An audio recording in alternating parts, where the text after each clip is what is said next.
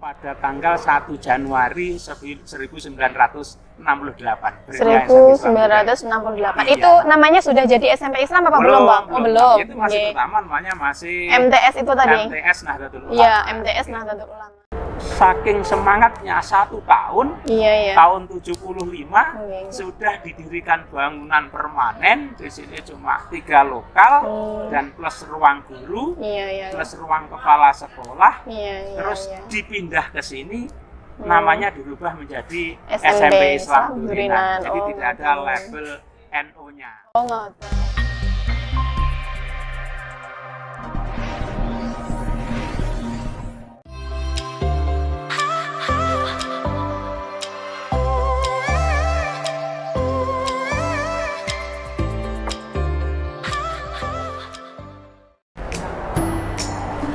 Assalamualaikum warahmatullahi wabarakatuh. Halo, apa kabar semuanya? Semoga kita tetap dalam keadaan sehat dan tetap semangat ya dalam beraktivitas. Hari ini berjumpa dengan saya, Eva Tri Ramadhani, yang ingin mengajak kalian untuk melihat beberapa sekolah unggulan NU, yaitu yang dimulai dari SMP Islam Durinan. Penasaran bukan seperti apa? Yuk tonton terus videonya dari awal sampai akhir. SMP Islam Durinan merupakan suatu lembaga pendidikan yang dikelola oleh Lembaga Pendidikan Ma'arif NU. SMP Islam berada di Jalan Raya Kendalrejo, Kecamatan Durinan, Kabupaten Trenggalek, Provinsi Jawa Timur.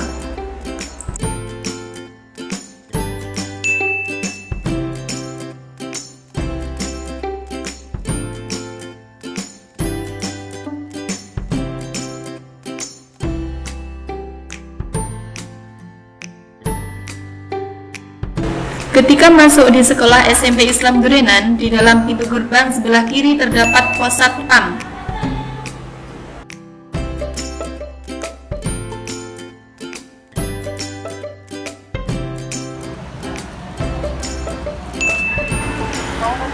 Dan dilanjut pengecekan suhu, setelah itu mengisi buku tamu yang sudah disediakan oleh sekolah.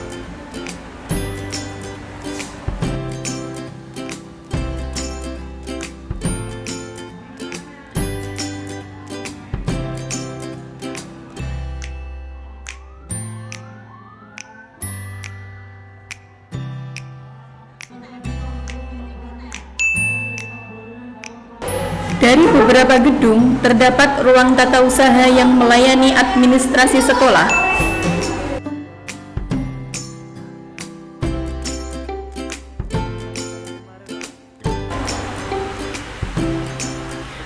Berdekatan dengan ruang tata usaha, ada ruang kepala sekolah.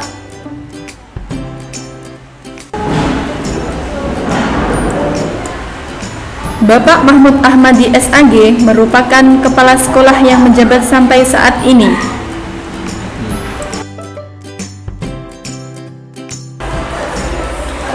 Terdapat beberapa ruang kelas yang digunakan oleh para siswa untuk proses pembelajaran.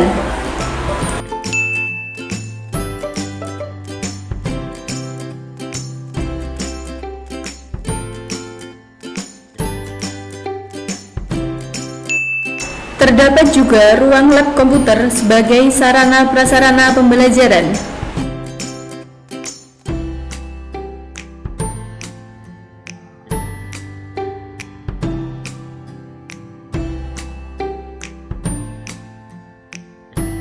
Di dalam pintu gerbang sebelah kanan terdapat bangunan musola sebagai tempat ibadah Bapak Ibu dan peserta didik.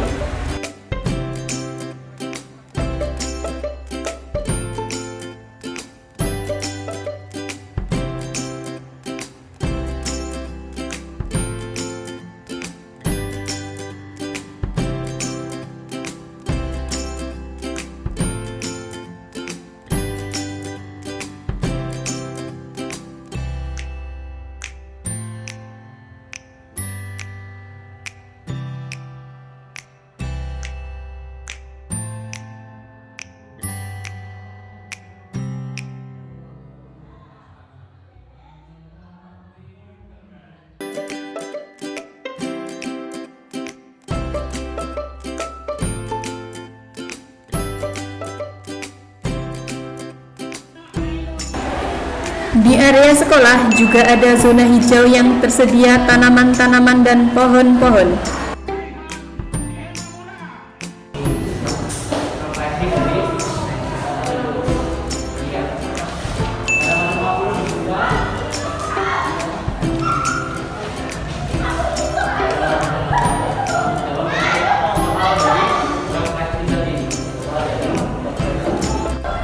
Nama saya Sri Halimatus Sa'diyah. Saya sekolah di SMP Islam Durenan. Alamat rumah saya RT 16 RW 5 Dusun Pucang, Desa Pakis, Kecamatan Durenan. Di sini Bapak Ibu gurunya baik, teman-temannya baik, sekolahnya bagus.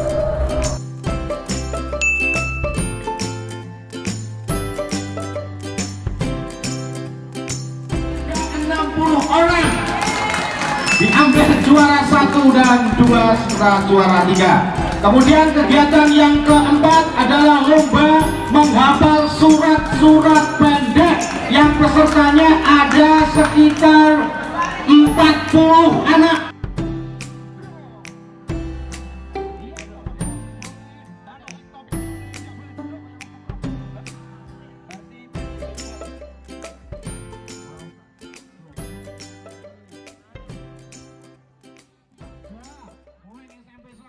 Assalamualaikum, Mbak. Waalaikumsalam. Nggih, Bapak gimana kabarnya hari ini? Alhamdulillah. Nggih, alhamdulillah sehat nggih, Pak. Nggih, nggih.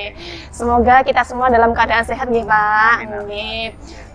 Sebelumnya saya mohon maaf, Pak, mengganggu waktunya sebentar. Saya datang ke sini untuk meminta Bapak meluangkan waktunya sebentar karena ada beberapa hal yang ingin saya tanyakan itu berhubungan dengan profil SMP Islam Durenan, Pak. Oh, begitu. Oh, iya. Oke. Kita langsung saja ya, Pak ya. Oke. Oke, yang pertama saya ingin bertanya yaitu bagaimana profil SMP Islam 1 Durenan?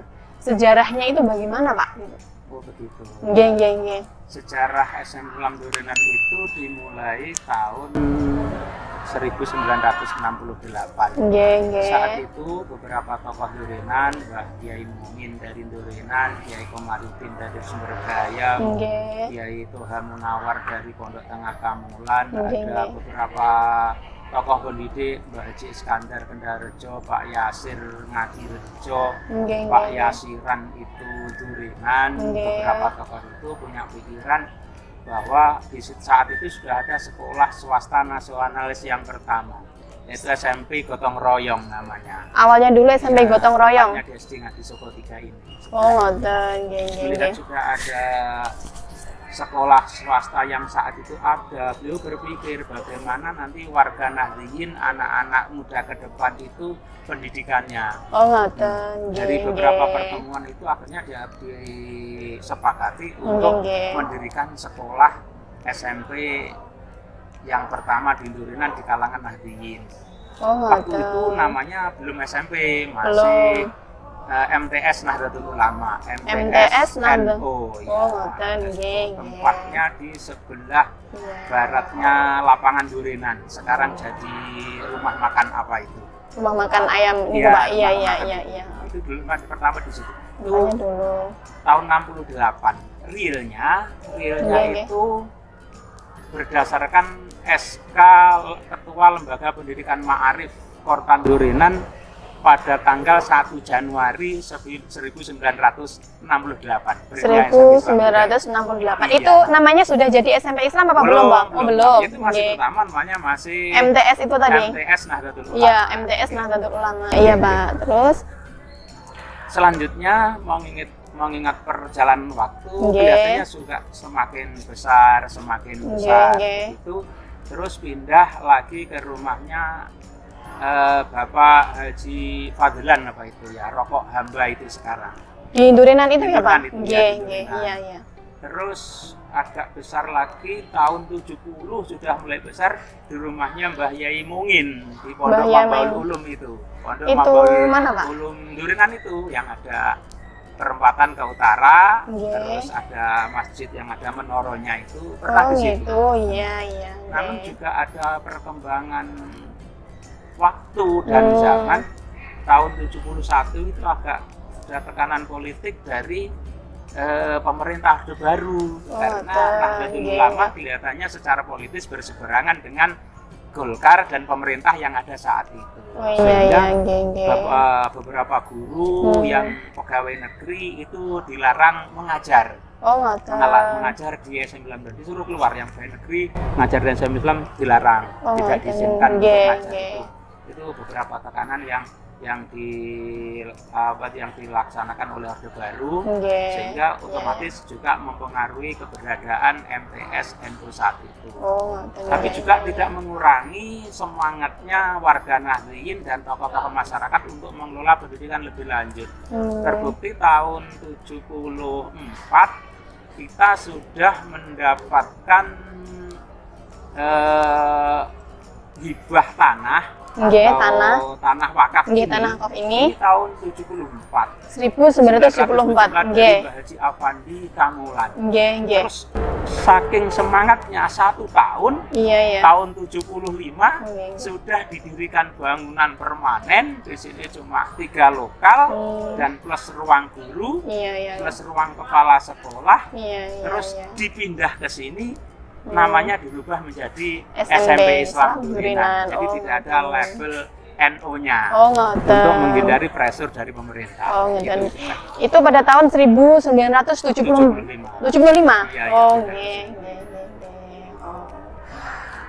Lalu bagaimana Pak terkait visi misi yang ada pada di SMP Islam Durinan ini, Pak? Begitu. Untuk visi dan misi memang sejak awal kan didirikan oleh para ulama dan tokoh pendidik saat itu. Dipersiapkan untuk generasi muda ke depan. Nah, dari keinginan para masyayikh, para pendiri itu, kami merumuskan visi SM Islam Durinan, yaitu berilmu, beriman, dan bertakwa. Bagaimana cita-cita kami ke depan? Alumni SM itu punya alumni yang punya ilmu, terus punya iman kuat, juga bertakwa kepada Allah Subhanahu wa Ta'ala. Dengan ketakwaan ini, sehingga dimanapun dia berada, otomatis tetap manfaat buat orang lain. Punya ilmu ya Pak, punya ilmu dan bekal dari SMP Islam. Kenapa kami rumuskan dengan kata-kata yang sederhana, biar itu bisa mudah. Ilmu, beriman, bertakwa itu mudah untuk ditarik kemana-mana. Visinya itu dirumuskan kemanapun bisa. Pasalnya istilahnya kalau dalam KUHP ada pasal karet itu bisa ditarik kemana-mana, tetap bermanfaat itu. Kepala sekolah SMP Islam dari waktu ke waktu itu siapa saja Pak? Dari periode pertama sampai ke Bapak ini? Oke, untuk kepala sekolah sampai sekarang itu saya itu kepala sekolah yang keempat. Jadi berdiri pertama itu namanya Pak Yasiran. Pak Yasiran. Pak Yasiran itu tahun 68 itu tadi. Mulai 1 Januari 68 itu Pak Muhammad Yasiran. Pak Yasiran. Kemudian beliau tahun 70 itu dapat angkatan pegawai negeri jadi guru di Bendungan. Akhirnya tidak bisa menjalankan tugas-tugas kepala sekolah. 70 sampai 71, 72 itu dijabat oleh beliau Pak Kiai Haji Toha Munawar dari Pondok Tengah itu. Mulai ada tekanan politik dari pemerintah Orde Baru. Pak Kiai Toha Munawar juga ditekan dari Orde Baru sehingga tidak bisa aktif sepenuhnya. Itu dijalankan sehari-hari, tugas sehari-hari kepala sekolah itu oleh Pak Muhammad Nizar. Walaupun secara definitif itu masih tertulis Pak Kiai Haji Toha Munawar. Tapi tugas-tugas keseharian itu sudah dijalankan oleh Bapak Muhammad Nizar. Selanjutnya mulai tahun 73 itu dijabat oleh Bapak Sakidi. Mulai tahun 73 sampai 2009. Berarti lama Pak. 30 tahun lebih. Iya, 30 tahun lebih. Kepala sekolah 30 tahun lebih. Yang tahu suka dukanya SMP Islam paling banyak itu ya Pak Sakidi sama Pak Muhammad Nizar itu. Karena Pak Muhammad Nizar juga wakil kepala sekolah karena meneruskan tugas-tugas dari Pak Kiai Haji Toha Munawar. Kemudian secara definitif itu ditunjuk itu Pak Sakidi, tapi beliau berdua itu yang suka dukanya SM Islam Durinan. Nah, dari perjalanan waktu tahun 2009 itu saya sudah 10 tahun di sini. Saya masuk itu tahun 99. Oh, ngaten. 10 tahun 2009 beliau Pak Muhammad Sakiti, Pak Sakiti itu gerah. Sudah gerah-gerahan, sudah sepuh. Itu akhirnya dilimpahkan kepada saya. Oh, ngaten. Jadi saya itu kepala sekolah yang keempat mulai tahun 2009 sampai sekarang ini sudah periode yang keempat, 4 tahunan. 4 tahun, ini 4 tahun yang keempat begitu. Jadi selama SMP Islam itu berdiri itu ada 4 periode kepala sekolah. Iya. Yang terlama itu beliau Bapak Muhammad Pak Sakiti. Pak Sakiti, nggih. Lalu selanjutnya ya Pak ya, untuk kegiatan ekstrakurikuler yang ada di SMP Islam itu apa saja yang paling unggul gitu loh Pak maksudnya ya? Yang paling unggul otomatis ini adalah pramuka. Iya, pramuka itu sejak awal memang yang mewarnai SM Islam Durnan itu dimulai dari 86 ketika Pak Mahsun mulai masuk di SMP Islam. Itu sejak awal mengaktivis pramuka, 86 masuk di SMP Islam Durnan otomatis mewarnai pramuka di SMP Islam Durnan itu yang utama. Tapi tentunya kita masih punya beberapa kegiatan ekstra yang lain. Itu ada sepak bola, ada kadroh karena kita sekolah berbasis Islam. Itu ada kadroh. Ada palang merah remaja. Oh iya. Sekarang mulai masuknya Mas Korib, Pak Korib Muhsan itu kita masukkan juga palang merah remaja. Juga sekarang yang tidak kalah pentingnya sekarang itu juga ada lagi namanya dimulai dulu majalah dinding. Majalah dinding itu sudah berkembang. Saat ini sudah menelurkan majalah siswa. Namanya majalah bening. Sudah terbit 1 tahun 2 kali tiap semester. Terus saya kira itu beberapa kegiatan ekstra kami. Jadi pelopor utama pramuka itu Bapak Mahsun Ismail itu ya Pak. Oke. Ada satu lagi Pak yang ingin saya tanyakan, yaitu terkait pembentukan karakter religius siswa di sini Pak. Itu apa saja program-program yang diberikan dari sekolah itu apa saja?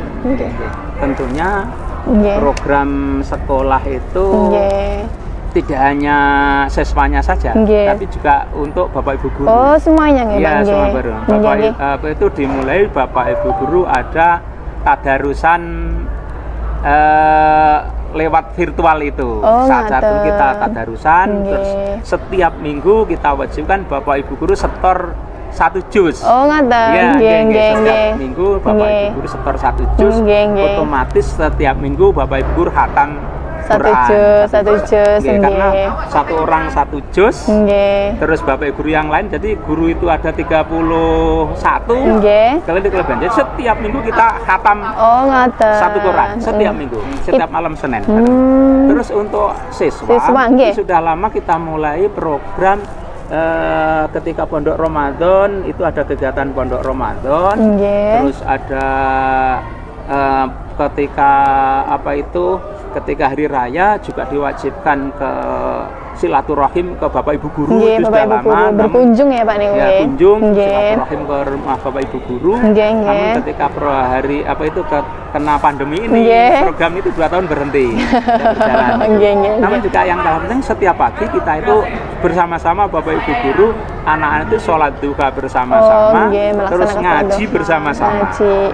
Ini untuk membentuk karakter kami. Jadi ada kebersamaan antara Bapak Ibu guru sama dengan siswa. Anak, sholat juga bersama-sama. Itu semuanya Pak dari kelas 1 sampai 3 Iya, kelas 1 sampai 3 Bapak Ibu guru yang punya jam pertama. Bahkan biasa anak yang jadi imam, Bapak Ibu guru jadi makmumnya.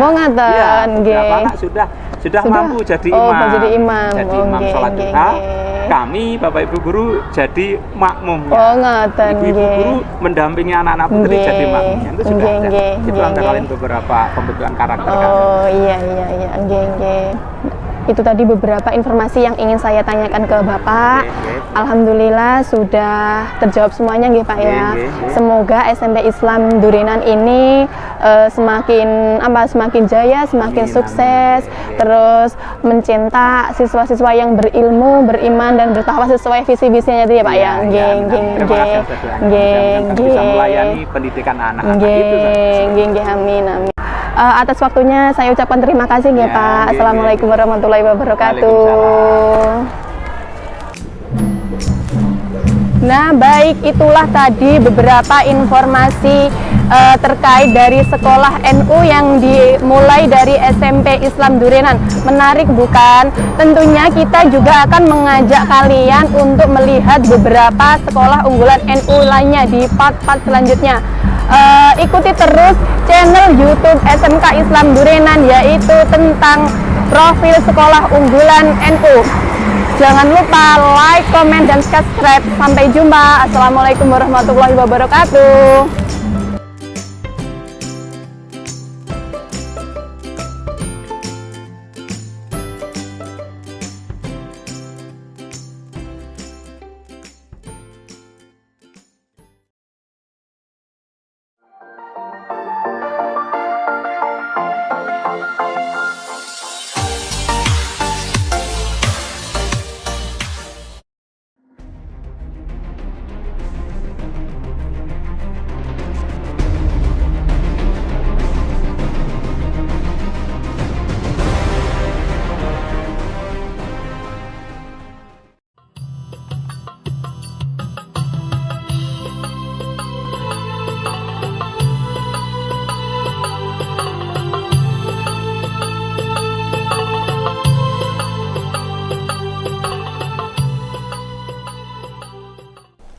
Assalamualaikum warahmatullahi wabarakatuh.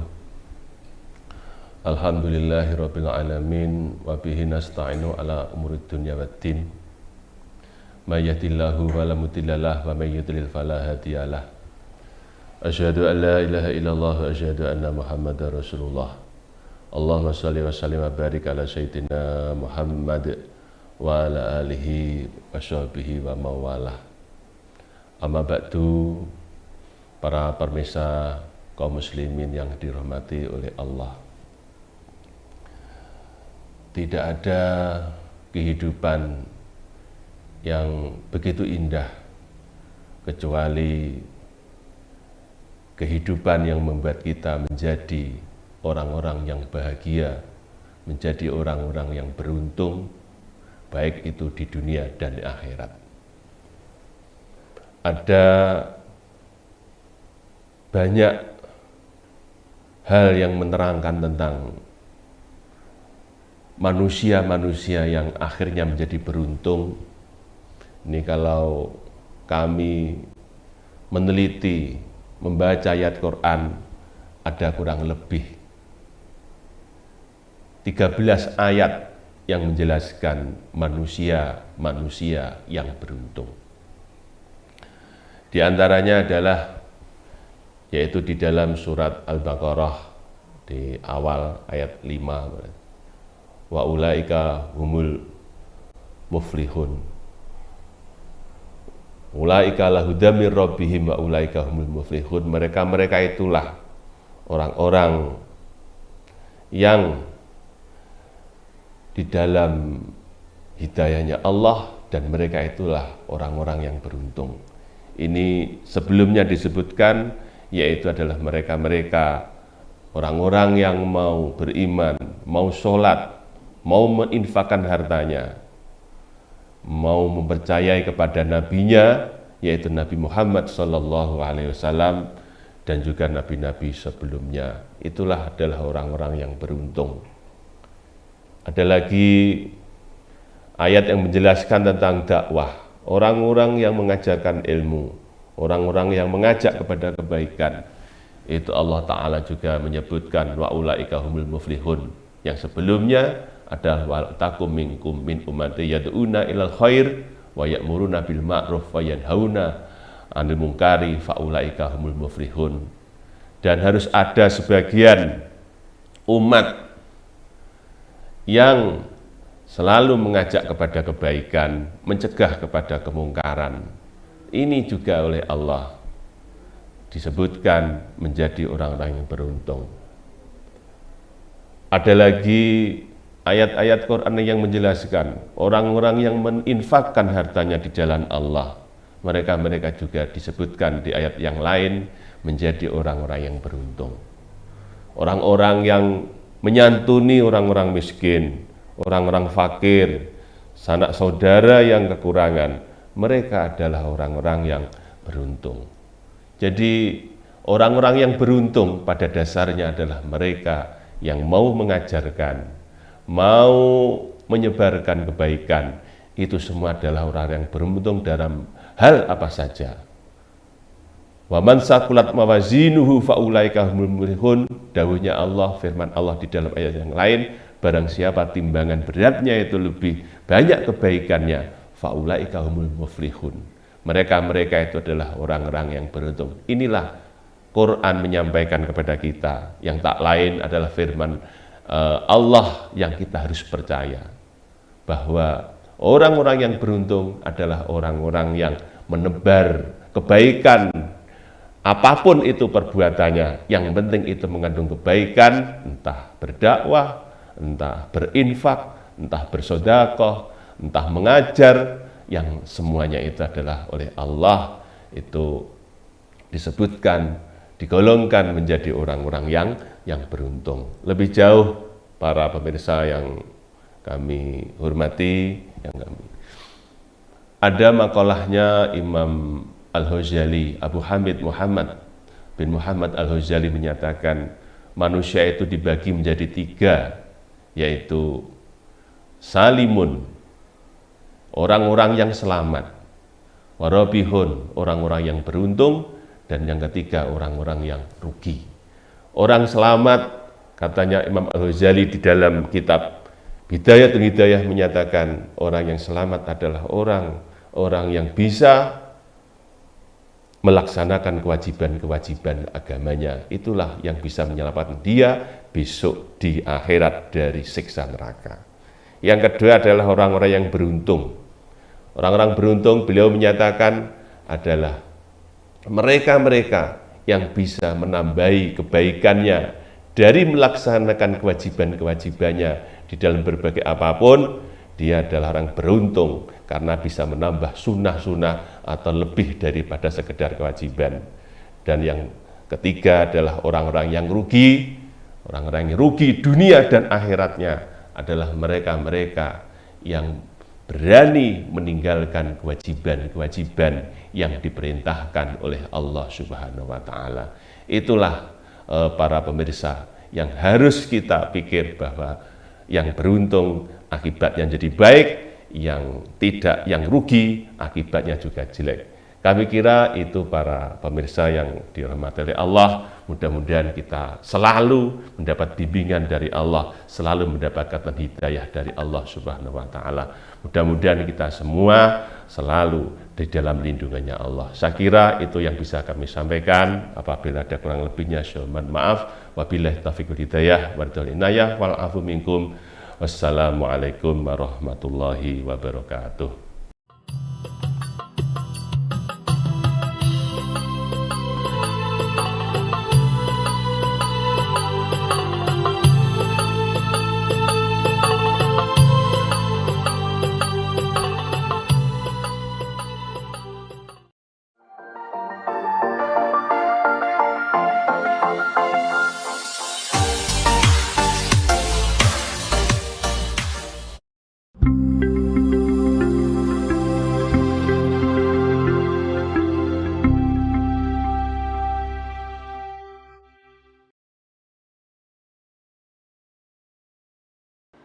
Assalamualaikum warahmatullahi wabarakatuh. Saya Edi Bayunan Siswanto, SOS MSI, Kepala Dinas Komunikasi dan Informatika Kabupaten Trenggalek, mengucapkan selamat dan sukses atas dibukanya studio KSTV Biro Trenggalek. Semoga keberadaan studio KSTV Biro Trenggalek mampu meningkatkan akses layanan informasi kepada masyarakat Kabupaten Trenggalek.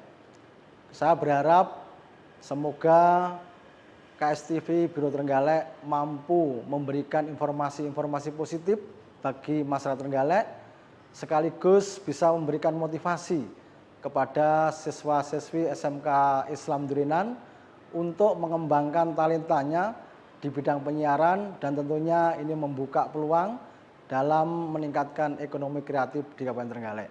Terima kasih, selamat dan sukses. Saya akhiri, wassalamualaikum warahmatullahi wabarakatuh.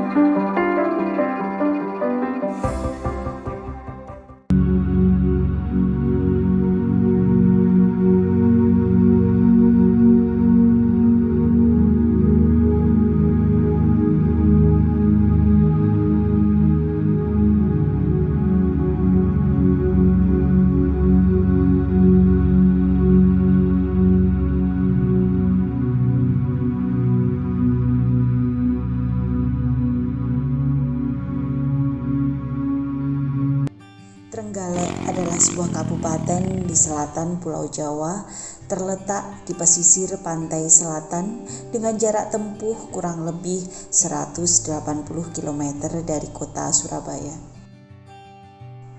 Watulimo, salah satu kecamatan di Kabupaten Trenggalek, berjarak 35 km dari pusat kota Trenggalek. Untuk menuju Watulimo, kita bisa menggunakan mobil, bus, sepeda motor, dan alat transportasi darat lain. Di Kecamatan Watulimo, kita bisa menikmati liburan di pesisir Pantai Prigi hanya dengan tarif Rp10.000 per orang. Kita bisa menikmati liburan bersama keluarga. Kita bisa mandi, bermain ombak, bermain layang-layang, dan olahraga pantai lainnya. Di Pantai Prigi, kita disuguhkan dengan pemandangan yang menakjubkan. Panggung 360 Pantai Prigi yang dilengkapi taman dan ruang terbuka hijau, didesain secara modern, lengkap dengan berbagai fasilitas pendukung, dan tentunya ada Pujasera sebagai tempat kuliner. Sejumlah ornamen dari kayu serta aneka bunga dan rerumputan menambah kesan asri untuk Taman Pantai Prigi. Bagi Anda, pengunjung yang dari luar kota bisa menginap di hotel yang ada di Pantai Prigi dan sekitarnya. Ketika sore hari, kita bisa menikmati pemandangan keluar masuknya perahu nelayan di dermaga pelabuhan Pantai Prigi. Kita juga bisa menikmati malam di Taman Pantai Prigi, sembari menikmati keindahan laut dan perahu nelayan yang berlayar. Selain Pantai Prigi, ada sebuah pantai di Desa Karanggongso, Kecamatan Watulimo, sebuah pantai yang memiliki hamparan pasir putih yang luas. Ya, inilah Pantai Pasir Putih Karanggongso. Dengan biaya Rp10.000 per orang, kita bisa masuk dan menikmati keindahan Pantai Pasir Putih Karanggongso, Watulimo. Di Pantai Pasir Putih memiliki fasilitas island hopping. Hanya dengan biaya Rp20.000 per orang, pengunjung akan diajak berkeliling dengan perahu motor ke beberapa spot. Bagi kamu yang suka uji nyali, di Pantai Pasir Putih juga ada water sport, yaitu banana boat. Hanya dengan Rp35.000 per orang, kita bisa bermain banana boat, menikmati udara di tengah laut, menikmati berenang di tengah laut bersama teman atau keluarga, juga merasakan asiknya ketika kita dijatuhkan ke tengah laut. Asik kan? Recommended banget buat kamu yang suka tantangan. Dan ketika kita berkunjung di suatu tempat, tidak lengkap rasanya kalau kita tidak menikmati kuliner. Nah, ini dia tempat oleh-oleh dan kuliner di pantai Pasir Putih Karanggongso dengan kuliner ikan laut dan seafood yang ditawarkan akan memanjakan lidah Anda ditambah dengan es degan yang segar. Endes banget. Selain kuliner ya makanan yang siap saji, kita juga bisa membawa oleh-oleh ikan asap maupun ikan segar yang ada di pasar ikan Pantai Brigi dan Pantai Pasir Putih. Satu lagi, pantai cantik yang ada di kawasan jalur lintas selatan Jawa adalah Pantai Mutiara di Watulimo, Trenggalek. Pantai cantik ini merupakan salah satu wisata baru yang kini menjadi tempat favorit bagi warga Trenggalek dan sekitarnya untuk menikmati akhir pekan, ngecamp atau liburan bersama keluarga. Akses menuju Pantai Mutiara juga sangat mudah, bisa menggunakan sepeda motor atau kendaraan roda 4 yang langsung sampai pada lokasi yang berjarak 2 km dari Pantai Pasir Putih Karanggongso. Dan hanya dengan Rp5.000 per orang, kita bisa masuk di Pantai Mutiara dan menikmati pantai dengan pasir yang putih, ombak yang relatif tenang, dan air yang bersih. Di Pantai Mutiara, kita bisa menikmati perahu wisata dengan Rp20.000 per orang.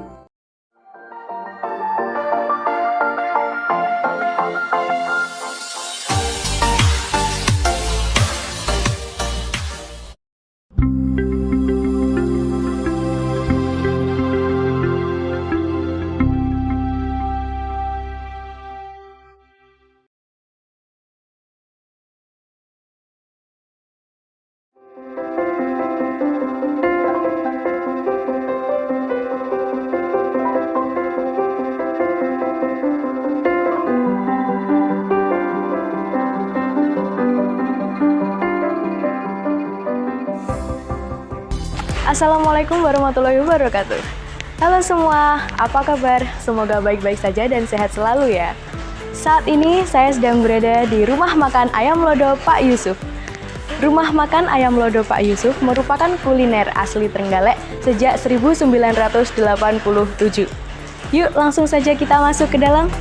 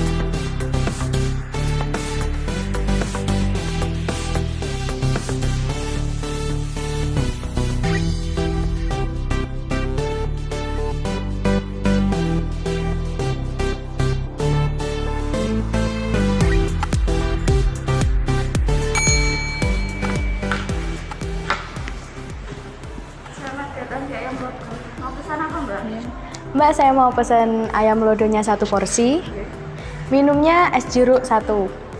Dah. Silakan ditungguin ya. Terima kasih.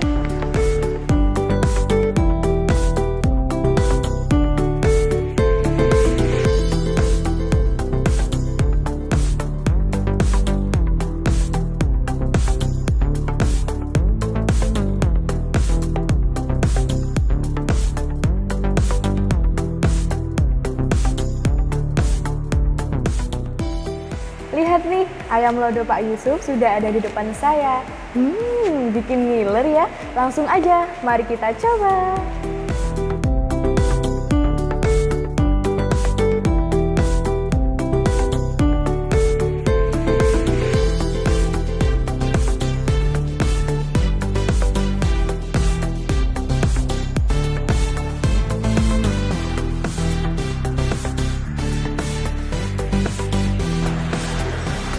Wow, pas banget.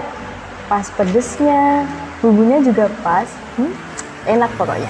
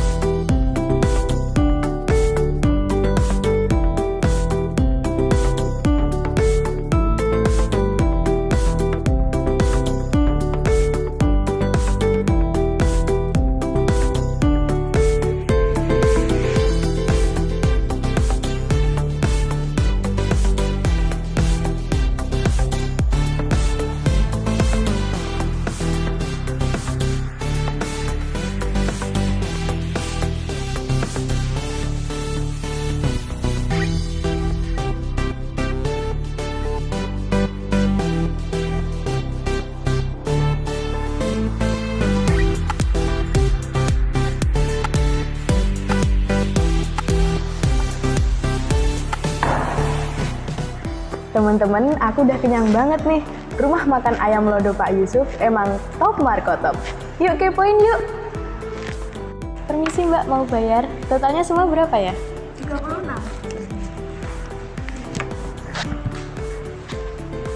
Totalnya segini deh. Makasih. Rumah makan ayam lodo Pak Yusuf sangat recommended banget loh buat kamu semuanya. Kuliner warisan budaya keluarga Indonesia.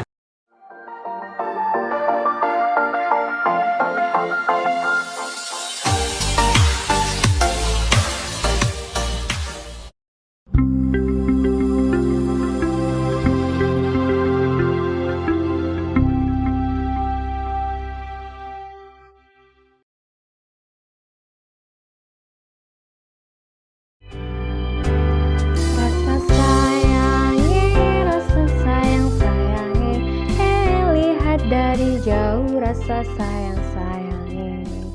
Halo sahabat Kemendikbud, Assalamualaikum warahmatullahi wabarakatuh. Indonesia memiliki lebih dari 17.000 pulau, sehingga memiliki ragam ras, suku, agama, dan adat istiadat.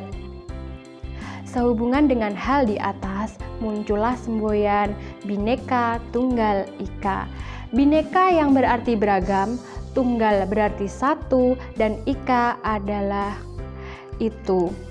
Nah, secara harfiah, Bhinneka Tunggal Ika artinya adalah meskipun beragam, tetapi tetap satu jua.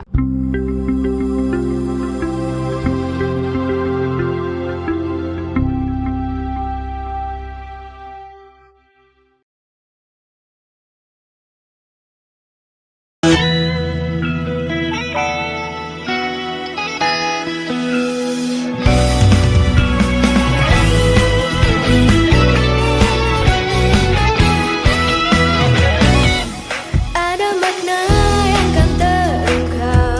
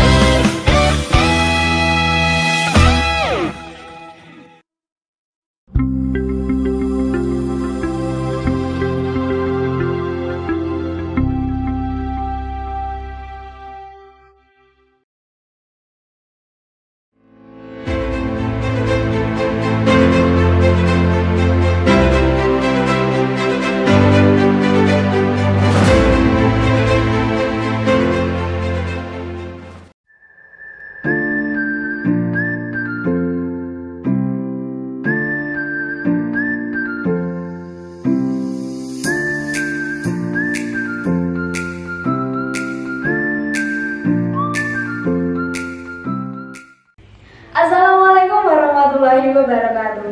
Hai semuanya, apa kabar kalian hari ini? Semoga hari ini kalian selalu sehat ya.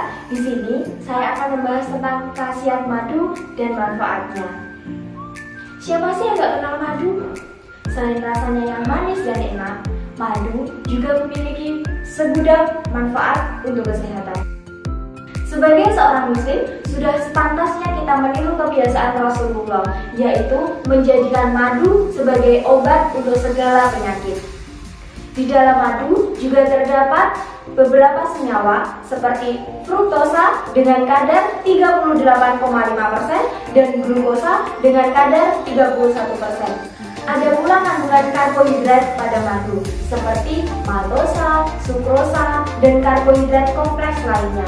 Di dalam madu juga terdapat senyawa antioksidan meskipun hanya sedikit seperti sklisin dan vitamin C. Keistimewaan madu juga dibahas dalam Al-Quran pada surat An-Nahl. An-Nahl artinya lebah. Surat An-Nahl adalah surat yang ke-16 pada Al-Quran, terdiri dari 128 ayat dan diturunkan di Mekah. Maka dari itu, surat An-Nahl adalah surat golongan Makkiyah. Dalam surat An-Nahl ayat 69 dijelaskan manfaat madu dalam pandangan Islam. Surat tersebut berbunyi sebagai berikut. Bismillahirrahmanirrahim.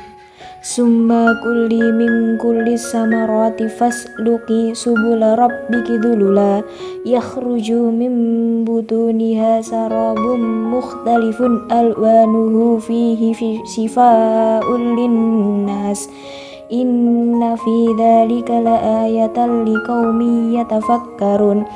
Artinya, kemudian makanlah dari tiap-tiap macam buah-buahan dan tempuhlah jalan Tuhanmu yang telah dimudahkan bagimu.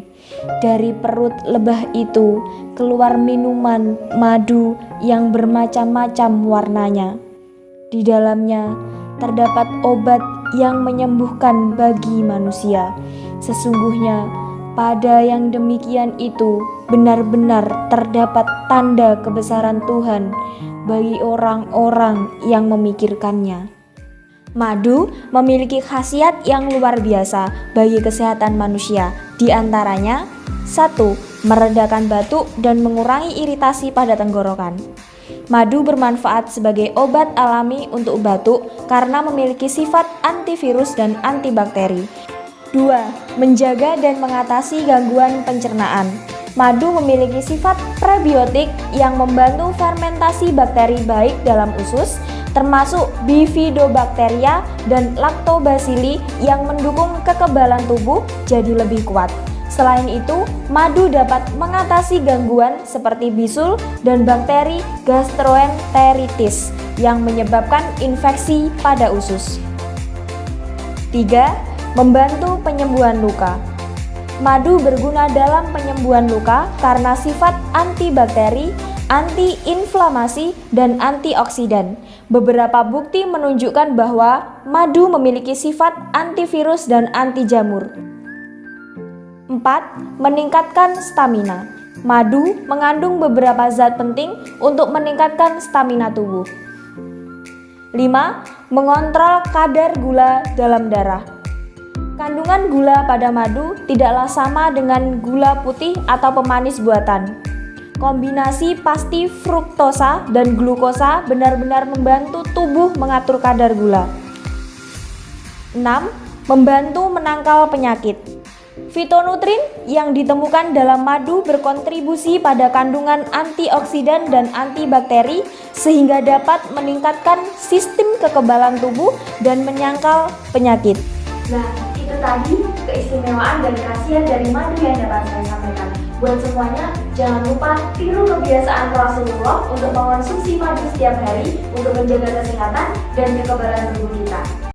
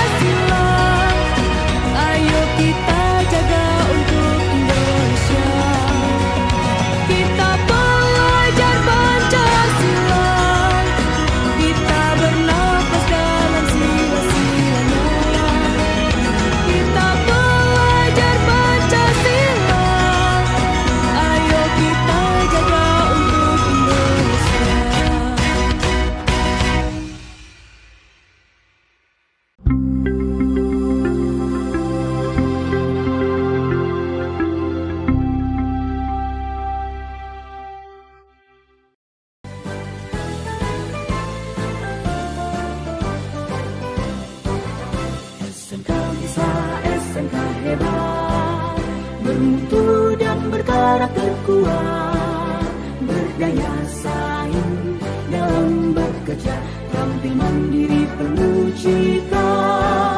Jadilah kita generasi bangsa, potensi yang unggul merata, berwawasan tinggi, berbudi mulia, giat belajar selalu berusaha.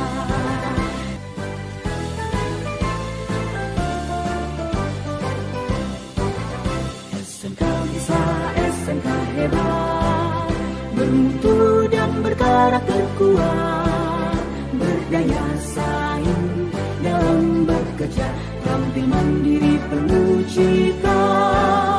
Jadilah kita generasi bangsa, potensi yang unggul merata, berwawasan tinggi, berbudi mulia, giat belajar selalu berusaha.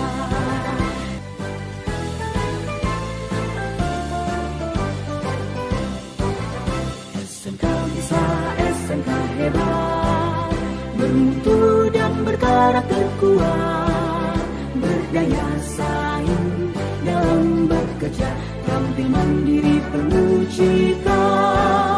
Jadilah kita generasi bangsa, potensi yang unggul merata, berwawasan tinggi, berbudi mulia, giat belajar selalu berusaha.